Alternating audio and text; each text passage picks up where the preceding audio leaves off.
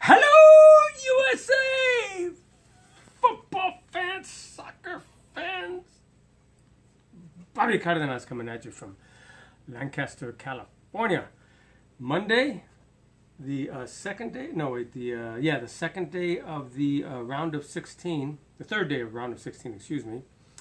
I'm watching Belgium take on Japan. This morning we watched Mexico lose, unfortunately, to Brazil 2-0. I know it's been a while. For some reason, this World Cup, I just cannot get to you on a daily basis as I did 4 years ago, for several reasons. I didn't have my grandson back then. Now I do. I'm with him when I'm home, not working. Then I'm with my grandson, and I can't always do this. Or I'm working.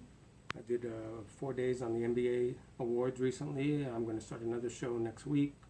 So anyway, let's just talk about what's happened recently with these matches, and then hopefully I'll come back tomorrow. I think I should be able to tomorrow, at least by the end of the week, several posts, several days I'll have off, and do some other things I want to touch on. But anyway, so what did we see the last several days? Well, the round of 16 went like this. On Saturday, the first match was France taking on Argentina. Now, France has not really impressed me through the World Cup as yet. They have so much talent. They have so much potential. They defeated Argentina 4-3. So they stepped up their game offensively, but they're still suspect defensively because Argentina scored 3 goals, and let's face it, Argentina barely made it out of the group stage. Okay, so France moves on. Who do they move on against? Well, Uruguay. Uruguay beat Portugal 2-1. Cavani, both goals. He went out late in the game hurt. Let's hope he's all right for the matches, those matches will take place Friday, 9 a.m. Friday. It will be Uruguay versus France. Brazil, beating Mexico this morning, will take on whoever wins this match between Belgium and Japan. And then the matches yesterday. My España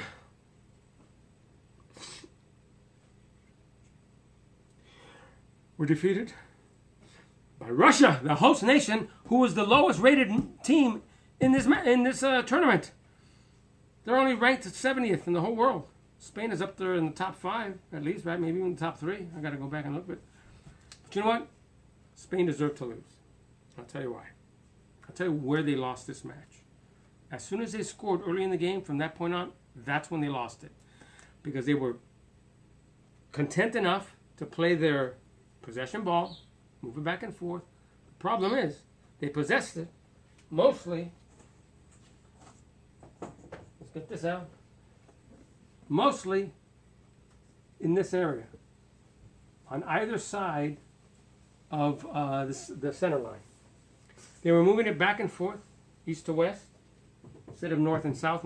Diego Costa, he may as well not have even been in the lineup. The little balls he was even played towards. So they lost it because they wanted to possess the ball and force Russia out to create lanes. Well, sorry. You've got to create the lanes. You've got to take the chance, because if you play it in the top third, even if the ball gets taken away from Russia, they've got a lot more field to try to counter. If you're in the middle part of the field and they get the ball, they've got less field to counter. And now you're stuck because a lot of your players are forward. Now you've got less players defending. I'm not a coach by any means, but I think I know football. All right, I've been watching it long enough. I've been a fan long enough. I know strategies. And let's face it, everybody found out about Spain a long time ago as far as how they play. So when did they lose it officially? Well, Russia tied up the game 1-1 late in the first half on a friggin' PK call against Piqué. Yes, Piqué is the name of the Spanish defender. On a cross, he jumps up with the Russian player, throws his arm backwards where the ball is coming. He doesn't contact the ball initially, but when the Russian player... Why am I getting dark? What's going on here? I keep going back and forth with anyway. So when the Russian player had the ball down, it contacted Piqué's arm here. A lot of people were screaming. In fact, he and all the Spanish players, no. I'm balancing myself while I'm throwing myself up. Well, no, that's not what happened. We all know it. You know it. Some of the commentators, unfortunately, didn't really know it right away because they don't know what the hell they're talking about half the time. They don't know the laws of the game. They refer to them as rules. Dr. Joe Matchnick is supposed to be the expert on the rules of the game. There are no freaking rules. They're called laws. I get so upset sometimes. I'm sorry.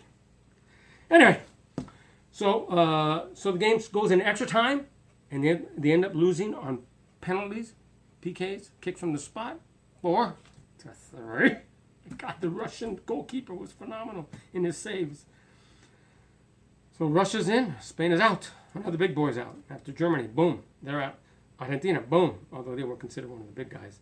Portugal was up, boom, out. So now, the next game, yesterday was Croatia and Denmark. That also went into extra time and into PKs, and Croatia ended up winning 3-2, even though the brilliant keeper for Denmark, Kasper Schmeichel, who plays for Leicester City, hopefully Liverpool gets him, he blocked 2 PK, but he had blocked an earlier PK during the game against Luka Modric to keep him in the game. But the keeper for Croatia blocked 3 kicks of Denmark. Ugh, it's horrible. Horrible! Okay, that's it. I see this video is running a little long. I don't want to go too long. And so again today, Brazil beat Mexico. And Neymar, of course, did his usual flopping and embellishing. And you know what? You and Suarez are the worst in the world. They're doing this stuff. When you retire from football, don't even think about entering the world of acting. You're friggin' horrible. Saying no to racism. I'm always saying no to racism. The division says so. And go USA! Cheers.